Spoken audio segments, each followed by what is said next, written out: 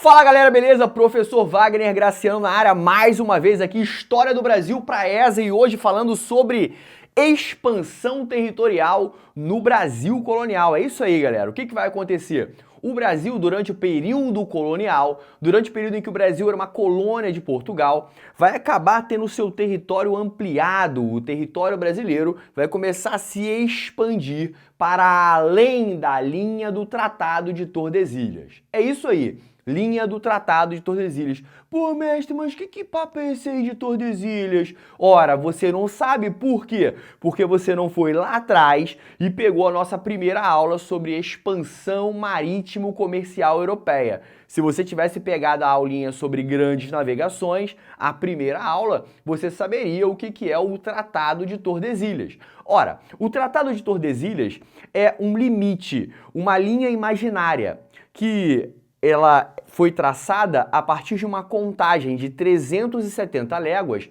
da ilha de Cabo Verde, ali próximo do litoral africano. A ilha de Cabo Verde era como ponto de partida para uma contagem de 370 léguas a oeste dessa ilha, né? E aí o que dizia o acordo firmado entre as potências ibéricas, entre os países ibéricos, entre os reinos ibéricos? Peraí, que papo é esse de reinos ibéricos? Ora, Portugal e Espanha, os países que ficam na Península Ibérica. Você viu isso na aula anterior.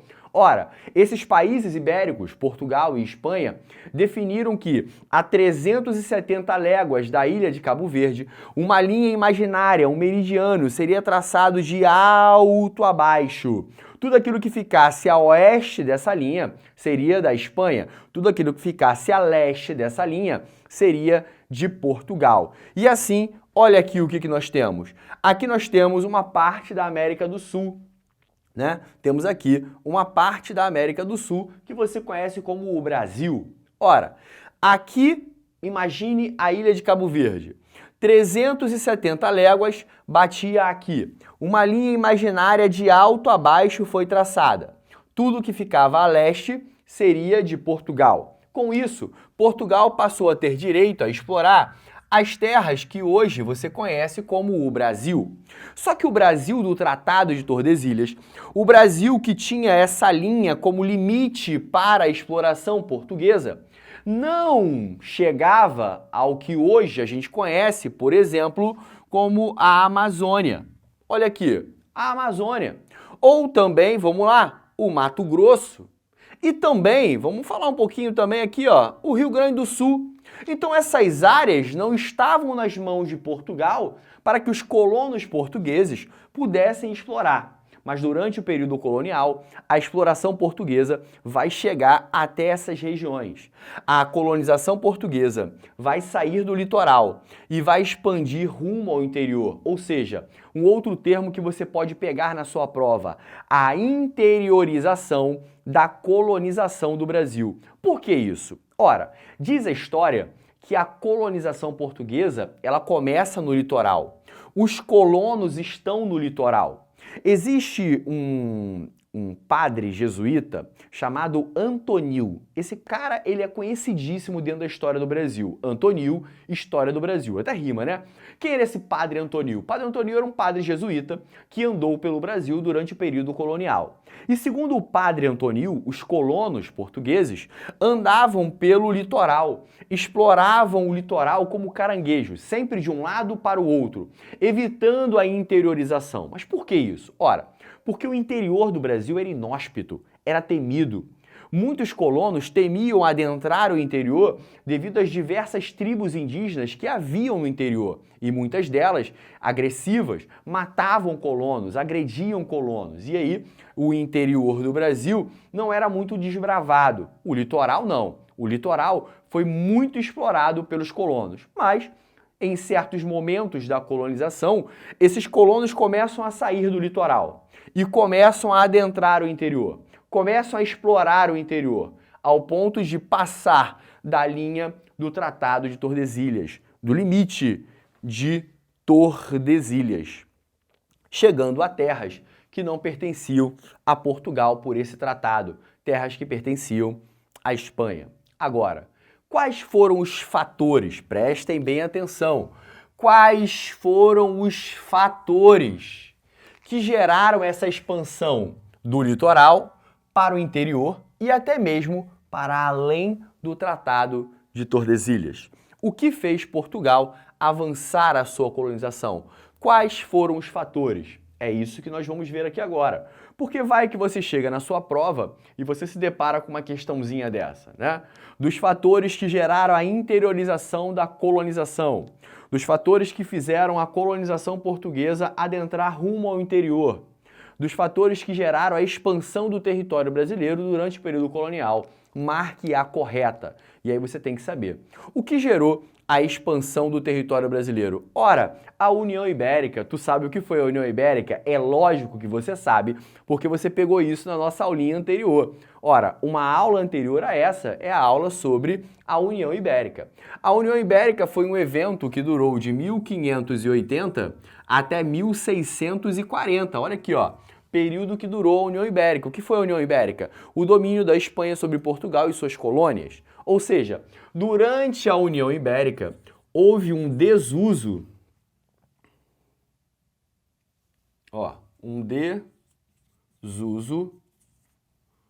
do Tratado de Tordesilhas. Durante a União Ibérica, o Tratado de Tordesilhas, que foi celebrado entre as coroas portuguesa e espanhola, acabou caindo em desuso. Mas por que isso, Wagner? Ora, é óbvio. Se durante a União Ibérica aquilo que estava sob o domínio português passou para o domínio espanhol, tudo se tornou um domínio só. Com isso, o limite do Tratado de Tordesilhas vai durar até a União Ibérica. Durante a União Ibérica, caiu em desuso. Peraí, Wagner, mas acabou o Tratado de Tordesilhas? Não.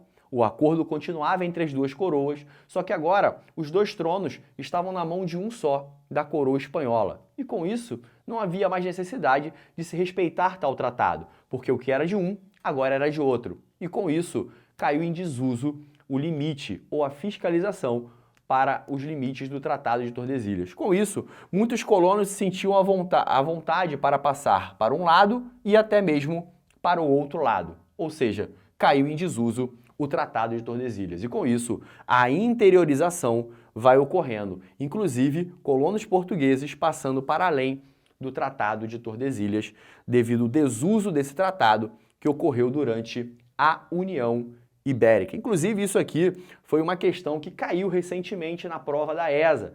Isso caiu na prova da ESA, caiu uma questãozinha muito parecida com essa aqui.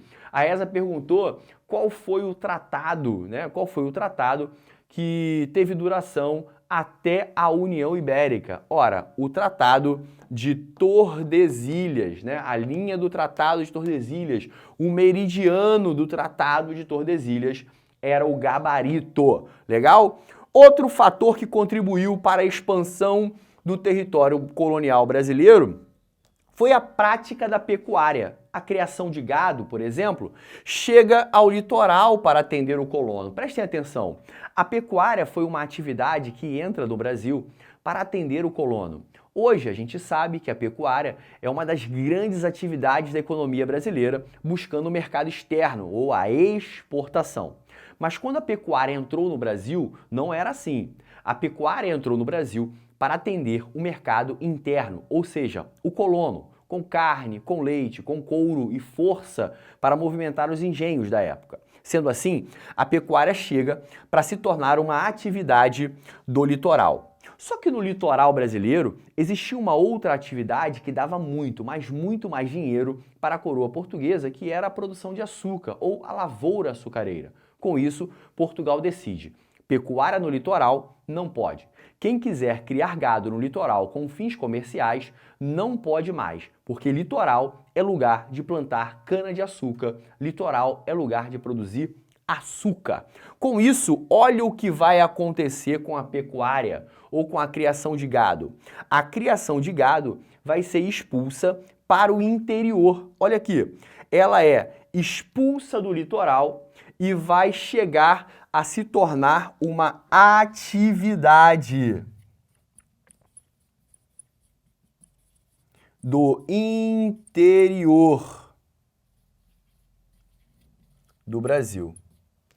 O que vai acontecer com a pecuária? Inicialmente, a pecuária ela vai partir para o Nordeste. Olha aqui, o sertão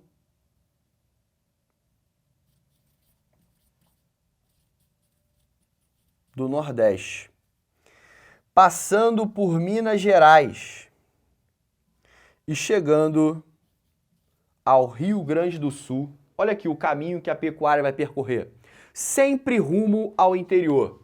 A pecuária vai começar a ficar aqui, ó, expulsa do litoral, ela vem para o sertão nordestino, o sertão da Bahia, de Pernambuco. Daqui, ela avança para Minas Gerais. Opa, sempre interiorizando Minas Gerais. E de Minas Gerais, ela parte para os Pampas Gaúchos, para o interior do Rio Grande do Sul, aonde também ganha força.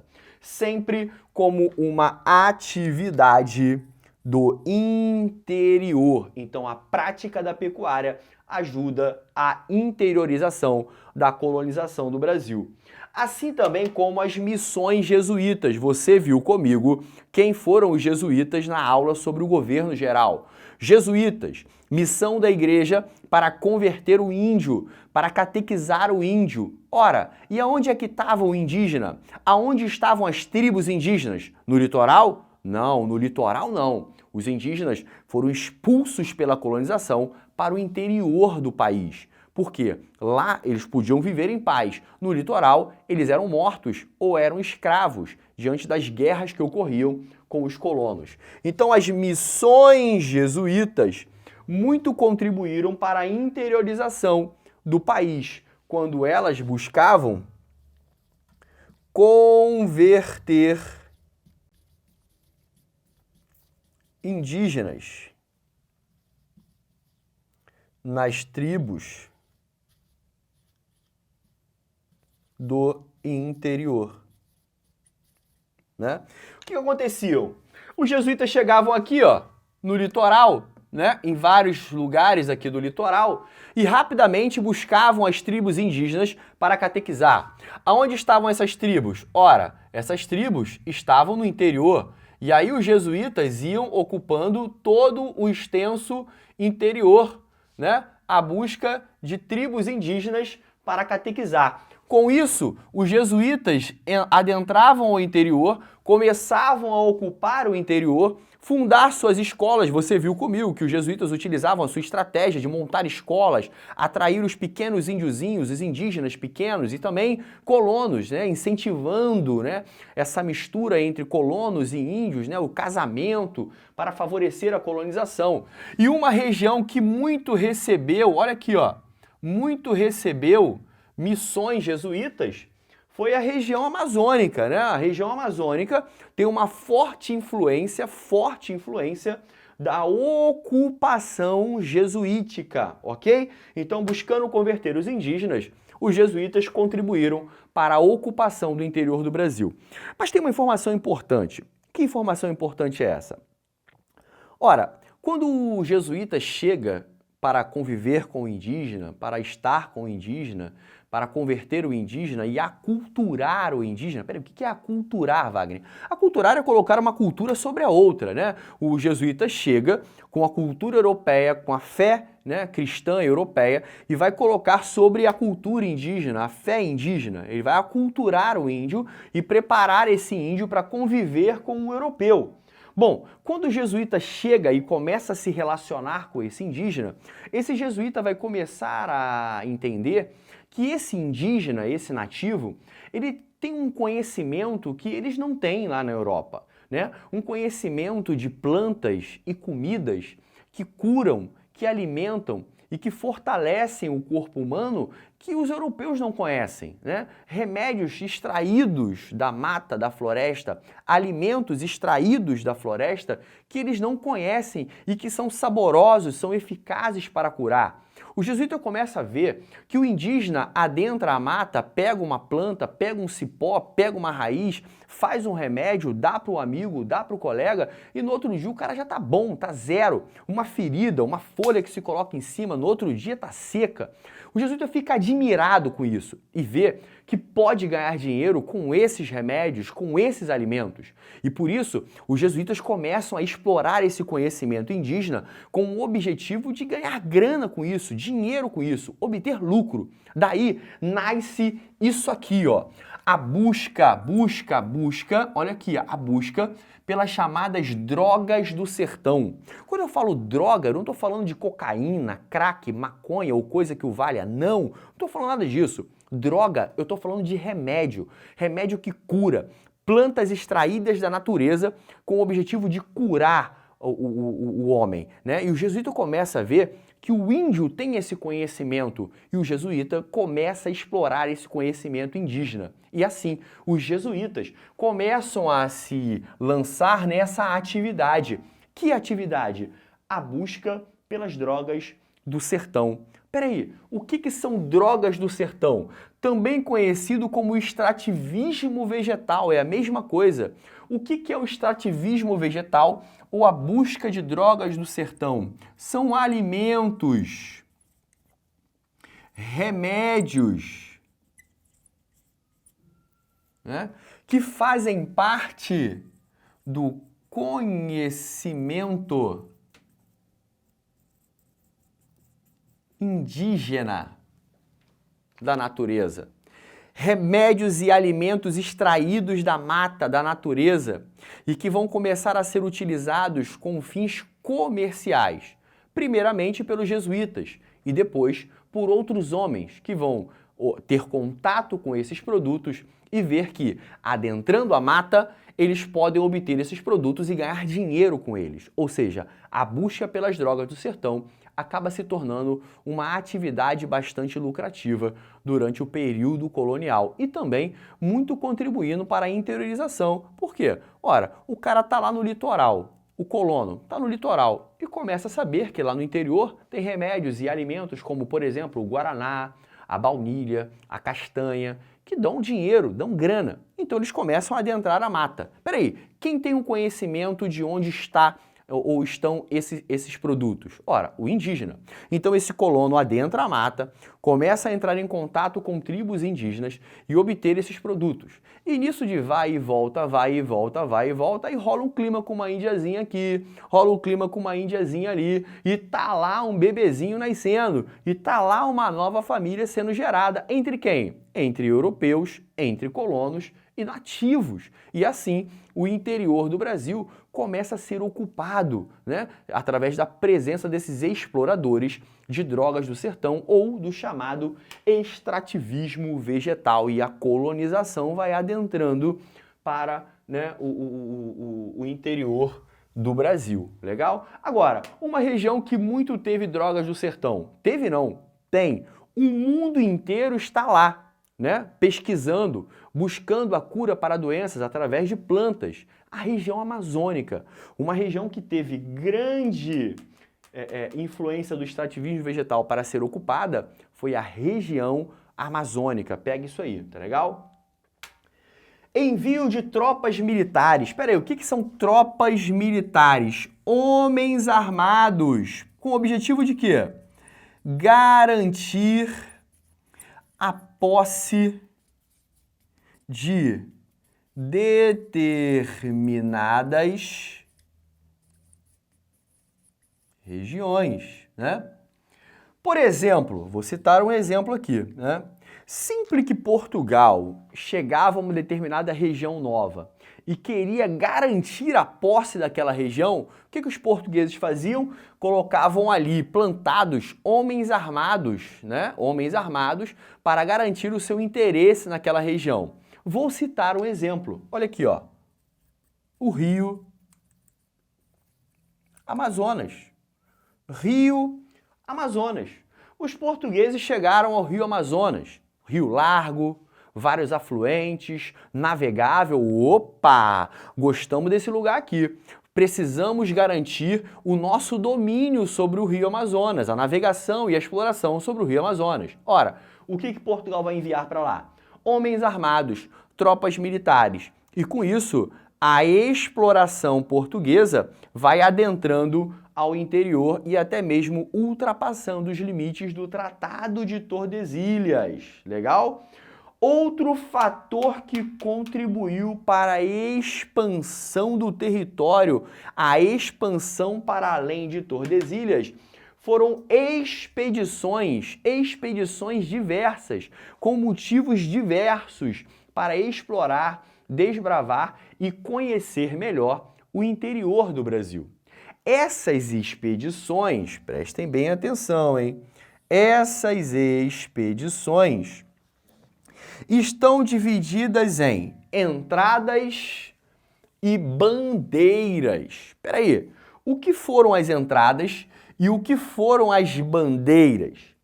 As entradas são expedições que buscavam, as entradas são expedições que buscavam explorar o interior do Brasil, que buscavam novas riquezas no interior do Brasil. As entradas eram expedições financiadas pelo governo. As entradas eram expedições financiadas pelo governo. Eram expedições que respeitavam os limites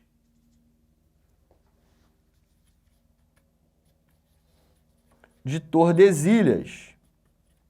Olha aí, o limite do Tratado de Tordesilhas. As entradas, por serem expedições financiadas pelo governo, elas exploravam o interior, mas respeitavam o Tratado de Tordesilhas. Eram expedições que partiam de diversas partes do Brasil para explorar o interior, mas sempre respeitando os limites do Tratado de Tordesilhas. Diferente das bandeiras, diferente das expedições bandeirantes. As expedições bandeirantes eram expedições particulares. Olha aí, primeira característica. As expedições bandeirantes eram expedições de particulares, não eram do governo. Eram homens que tinham dinheiro e que tinham o objetivo de descobrir alguma coisa bastante lucrativa no interior. Por isso, eles contratavam homens que iam desbravar o interior, né? Mestiços, índios, que conheceram a importância do dinheiro e em troca de grana, em troca de dinheiro, vendiam o seu conhecimento da mata e adentravam a mata e desbravavam a mata para esses financiadores particulares. Quem eram eles? Bandeirantes. Essas expedições particulares, chamadas de bandeiras, geralmente, olha só, hein? Prestem atenção nesse detalhe. Geralmente, partiam de São Vicente. Olha aqui. Essas expedições geralmente partiam de São Vicente. Inclusive, olha aqui, vou até puxar uma setinha para cá. Esses bandeirantes também poderiam ser conhecidos como vicentinos, porque saíam de São Vicente. Olha aqui, ó, São Vicente, que você viu comigo, que São Vicente ficava naquela região que você hoje conhece como São Paulo, né? O litoral paulista, só que ela virou uma capitania. Ela virou a capitania de São Vicente, uma área maior, né?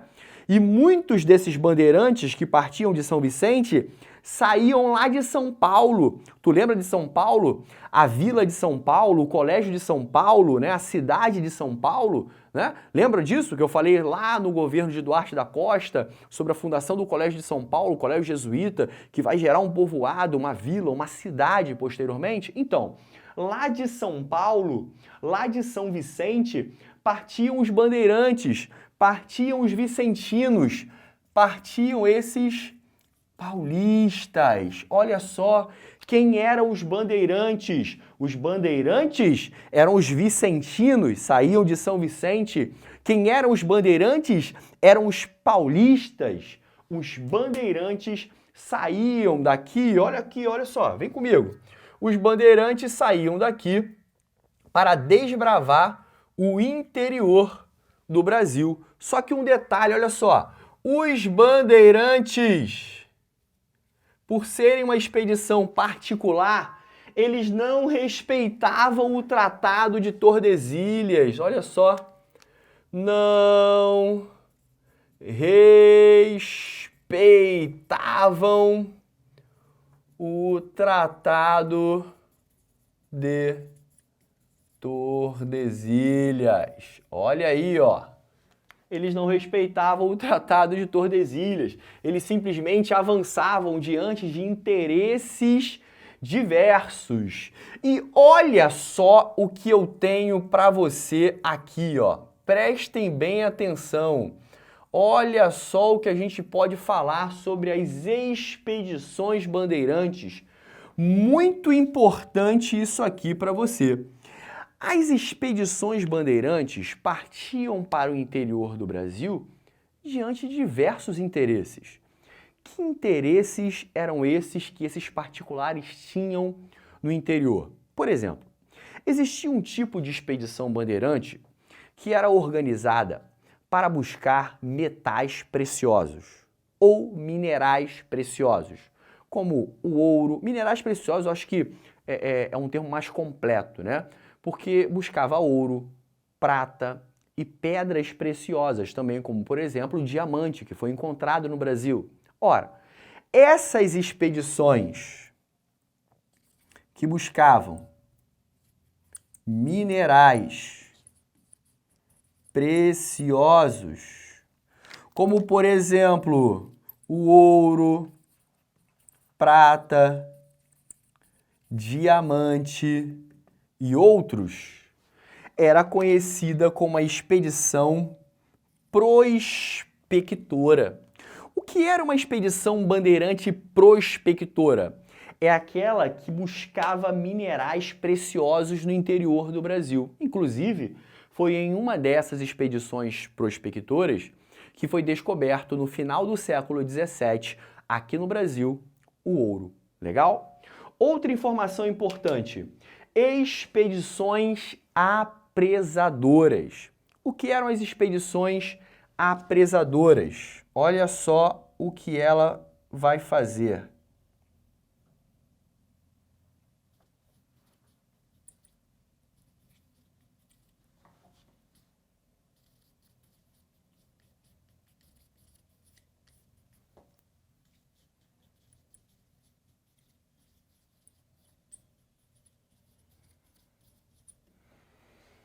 As expedições apresadoras eram aquelas que tinham o objetivo de prender, apresadora, prender indígenas, invadiam tribos, aprisionavam índios e levavam eles para engenhos para vendê-los como escravo.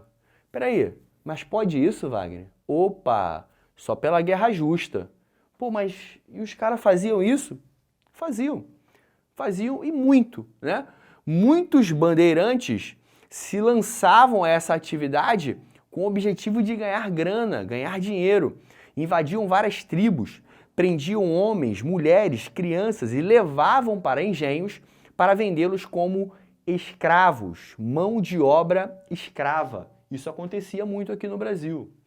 Ora, e as monções? As monções eram expedições que utilizavam a navegação pelos rios para explorar o interior. Olha aí. Eram as monções, expedições bandeirantes que buscavam explorar o interior através de navegação pelos rios. E com isso, eles iam montando pelo interior vários pontos de parada para futuras explorações, que é o que a gente pode chamar de cabotagem, né? Pontos de parada aonde futuramente outros bandeirantes vão navegando e parando para estabelecer relação com essas regiões. E, por fim, as expedições bandeirantes tipo sertanismo de contrato. Essas expedições bandeirantes, elas trabalhavam no sentido de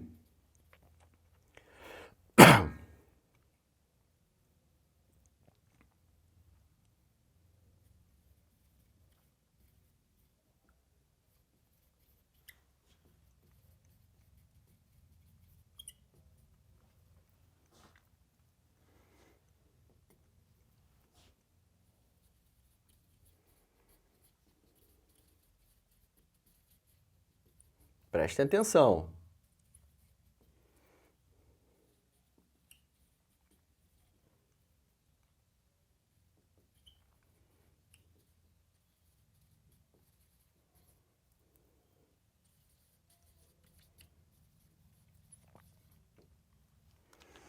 Essas expedições do tipo sertanismo de contrato era aquela que tinha por objetivo capturar negros que fugiam dos engenhos.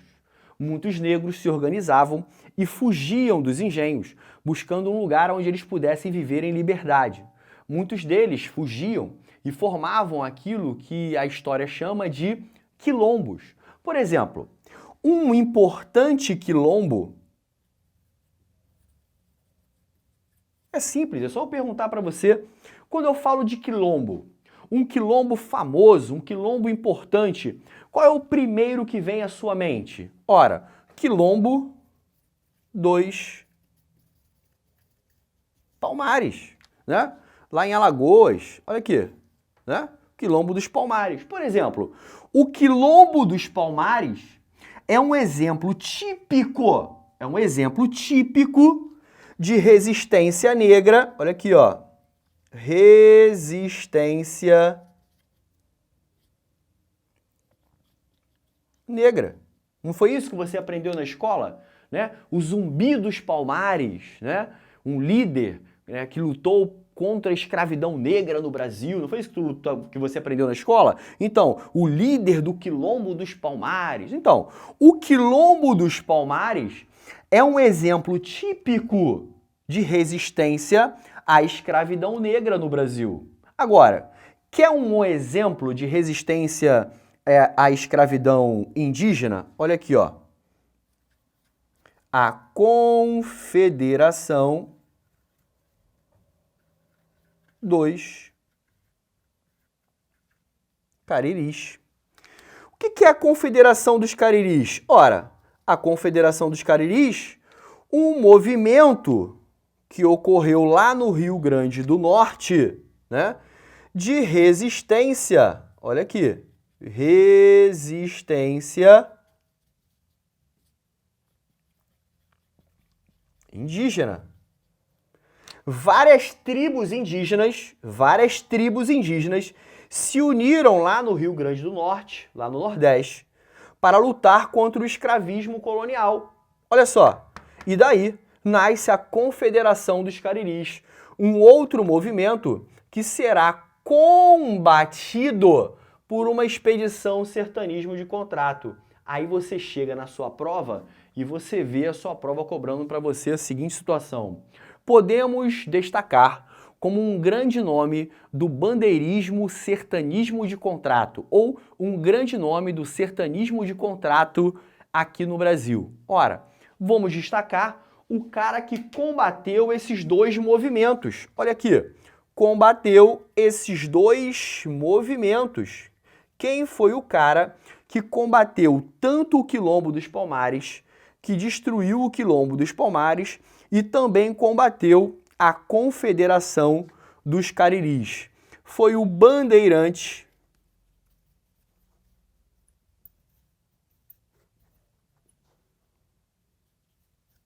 Domingos Jorge Velho, Quem foi Domingos Jorge Velho? Domingos Jorge Velho foi o bandeirante, o grande nome do sertanismo de contrato no Brasil, que combateu e destruiu o Quilombo dos Palmares e também combateu a Confederação dos Cariris lá no Rio Grande do Norte. Só destacando que aqui nessa guerra contra a Confederação dos Cariris ocorreu o que a sua prova pode chamar de a Guerra dos Bárbaros, né? O que foi a Guerra dos Bárbaros? Ora, a Guerra dos Bárbaros foi a guerra dos bandeirantes contra a Confederação dos Cariris. Beleza, galera? Então, seja a expedição prospectora, apresadora, por monções ou sertanismo de contrato, as expedições bandeirantes vão contribuindo para o descobrimento de novas áreas para o interior do Brasil, para a interiorização da colonização do Brasil e principalmente da região amazônica, região repleta de indígenas e que ali várias tropas de apresamento vão sendo enviadas para aquela região. Bom, para a gente finalizar, eu tenho uma informação também muito importante para vocês. Vem comigo aqui, ó. Eu vou colocar aqui, ó, importante, tá? Importante. O que seria importante? Os fatores para ocupação da Amazônia colonial. Quando a gente fala sobre Amazônia colonial, a gente está falando sobre a região dos atuais Pará até o Amazonas. Quer ver? Vem comigo aqui rapidinho. Vem comigo, vem comigo. Opa! Quando eu falo de Amazônia colonial, eu falo de toda essa região aqui, ó, que vinha desde o atual Pará até o estado do Amazonas. Então, toda essa região aqui é o que eu posso chamar de Amazônia colonial. E a grande pergunta é, quais desses diversos fatores que eu apresentei para vocês foi importante para que essas áreas aqui fossem ocupadas? Vem comigo, vem comigo, vem comigo, vem comigo, vem comigo. Opa, para você não perder.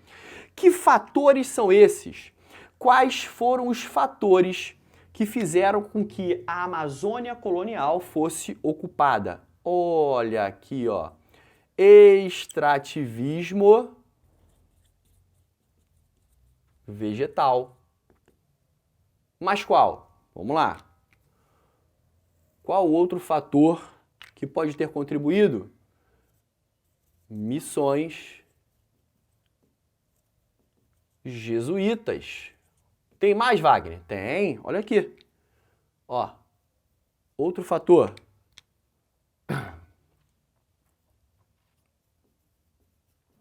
Apresamento indígena. Tem mais, Wagner? Tem mais um. Vou colocar mais um aqui, ó. Tropas militares ou homens armados que eram enviados para aquela região para garantir a posse. Ocupação da Amazônia colonial ocorreu pelo extrativismo vegetal, principalmente, por missões jesuítas, apresamento de índios para vender como escravos e tropas militares para aquela região. E assim, galera, a gente finaliza essa parte de expansão territorial do Brasil colonial. Devido a esses fatores, o Brasil vai crescendo e avança para além do Tratado de Tordesilhas. Mas talvez fique uma pergunta aí, martelando na sua cabeça.